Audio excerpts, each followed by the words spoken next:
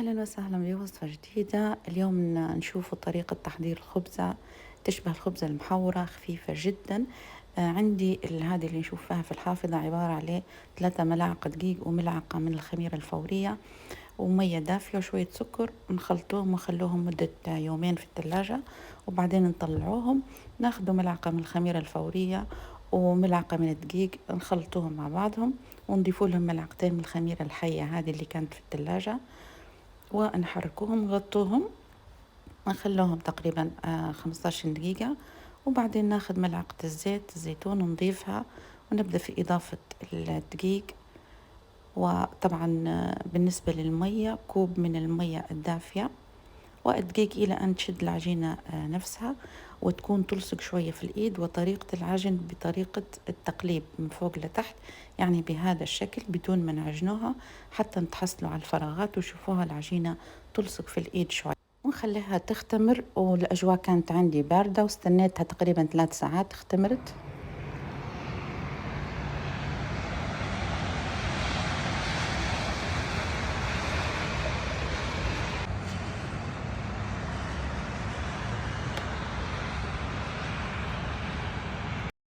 وبعد ما اختمرت في الأجواء الثلج هذه والأجواء الباردة، شوفوها كيف ولا شكلها. الخميرة الحية اللي درناها من الأول اللي كانت في الحافظة هي السبب اللي حتخلي السندوتشات هذه عبارة عليه فقاعات مليانة، فقاعات هوائية من الداخل. وضغطتها، طلعنا الهواء اللي فيها وقرصتها كرات متساوية، 4 كرات، والباقي من العجينة درتها بشكل بيضاوي. خليتها اختمرت، ما خلوهاش تختمر هلبة، مجرد مش أكتر من 15 أو 20 دقيقة. دهنتها بصفار البيض، مش بيضة كاملة، صفار بيض فقط، ورشت عليها شوية حبة البركة وجلجلان. والفرن يكون سخون من فوق وتحت على درجة حرارة 170.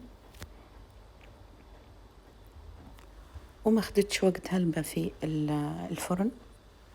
وهنايا بعد ما طلعت طبعا طرية من الداخل ومساماتها هلبة، ومن برا قشرة صلبة. وهادو السندوتشات البيضاويات دهنتهم بصفار البيضة ورشيت عليهم شوية جلجلان ومعدنوس. وهذه الحشوة لكفتة البصلة، البصل قريته جوانح ورشيت عليه شوية دقيق وشوية دقيق ذرة باش نقليه. وبنقدم جنبه بطاطا مقلية.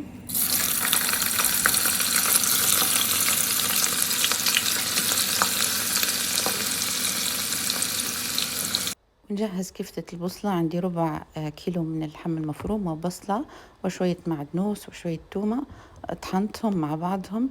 وندير لهم البهارات اللي هي الملح والكركم وشوية فلفل أسود وفلفل أحمر وشوية بسيطة كمون وبيضة، شوية خبزة مرحية. عجنتهم مع بعضهم كويس ودرتهم أقراص، غلفتهم في الدقيق وقليتهم في شوية زيت، يعني شبه تحمير. وهذا الصوص الجبنة عبارة على شوية مية تقريبا نص كوب، مع 4 شرائح جبنة. وهذا البصل نقلوه أو نقلو فيه. والكفتة شرائح الكفتة تكون كبيرة. وهذا الصوص نحركه إلى أن يذوب. حطيت معه شوية ملح، شوية بودرة ثومة. ونجو نجهزوا الحشوة. بنوريكم بس السندوتشات كيف شكلها من الداخل. ما شاء الله، هذا أول يوم، وفي آخر الفيديو حنوريكم تاني يوم كيف قوامها. يعني حطي فيها حتى شوية هريسة وخلاص وزيتون، ما شاء الله. وهذا البصل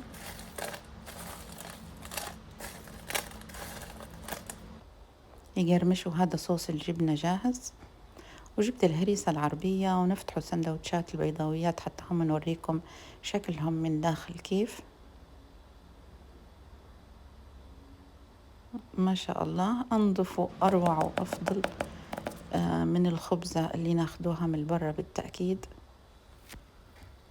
وإن شاء الله فيديو الهريسة العربية حنزله كيف جهزتها في الحوش، خاصة الناس اللي زينا احنا في الغربة نفتح سندوتشات نحط الهريسة. درت حتى السندوتشات الطن اللي هي نحبوها احنا الليبيين كلنا معروفين نحبوا السندوتشات الطن. وهذه الهمبرجر متاع كفتة البصلة بطريقة مختلفة درتها، من أروع ما يكون طعم، ما يشبعش منه بصراحة. سندوتشات الطن خفيفة وحلوة جدا طعمتها. نقدروا بنفس العجينة نشكله زي ما درت كفتة البصلة. وليش لا، هلبة دول في العالم الأكلات التقليدية يقدروا يديروا بها بشكل وصفة جديدة وعصرية. هذه كفتة سندوتشات أو همبرجر كفتة البصلة، يعني ما نحكي لكمش على الطعم، ما نشبعش منها بصراحة. شوفوها على قرب. وحتى طريقة البصلة اللي درتها كيف البصل المقرمش، قعدت حتى إلى تاني يوم بنفس القرمشة خفيف جدا، ومستحيل لما تجربيه بطريقتي يمص الزيت، يعني مستحيل.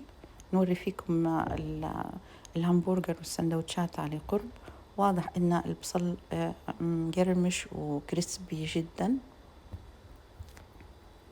شوفوا المسامات اللي في الخبزة اللي درناها. هذه طريقة خبزة البنينة هي نفسها نقدروا نديروها بدون ما نرشوا سمسم أو حبة بركة. شوفوا من بعد كم ساعة من التصوير ولما جهزت البصل مازال خفيف وقرمش ولا دبل ولا أي شيء. وحنوريكم إن شاء الله تاني يوم الخبزة كيف طرية. وأحلى سندوتشات طن بالهريسة العربية في الحوش، والخبزة من صنع إيدينا. هذه تاني يوم طرية جدا صدقوني، يعني من أروع الوصفات اللي جربتها. إن شاء الله تكون الوصفات عجبتكم، وأتمنى إن شاء الله تجربوهم وتكتبوا لي في التعليقات اللي جربتها. وصفات حلوة اللي تنفع لسفرة رمضان، والسندوتشات في رمضان في السحور، اللي يحبوها الكبار والصغار. إن شاء الله نشوفكم في وصفة جديدة. كونوا بخير، وشكرا لكم على المتابعة.